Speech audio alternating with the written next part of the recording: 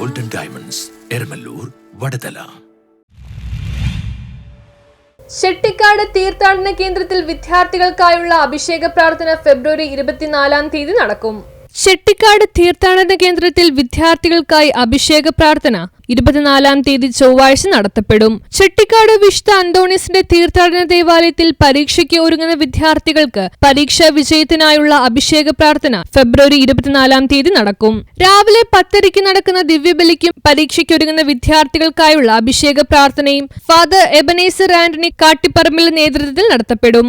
രാവിലെ 6:15 മുതൽ വൈകിട്ട് 6:30 വരെ ദിവ്യബലി, നൊവേന, ആരാധന, വിദ്യാർത്ഥികൾക്കായുള്ള അഭിഷേക പ്രാർത്ഥന എന്നിവ നടത്തപ്പെടും. പ്രമുഖ വൈദിക ശ്രേഷ്ഠർ തിരുക്കർമ്മങ്ങൾക്ക് നേതൃത്വം വഹിക്കും. വിദ്യാർത്ഥികളെയും അവരുടെ പഠനോപകരണങ്ങളും വൈദികർ ആശീർവദിച്ച് പ്രാർത്ഥിക്കും. തുടർന്ന് വിദ്യാർത്ഥികൾക്ക് വെഞ്ചരിച്ച പേനയും വിശുദ്ധന്റെ മധ്യസ്ഥ പ്രാർത്ഥനാ കാർഡും വിതരണം ചെയ്യും. നാടിന്റെ നാനാഭാഗത്തു നിന്നും നൂറുകണക്കിന് വിദ്യാർത്ഥികൾ എത്തിച്ചേരുമെന്ന് rector father doctor Benny Vazhakoottathil, father Ans Pallissery എന്നിവർ അറിയിച്ചു. News bureau, Paravur.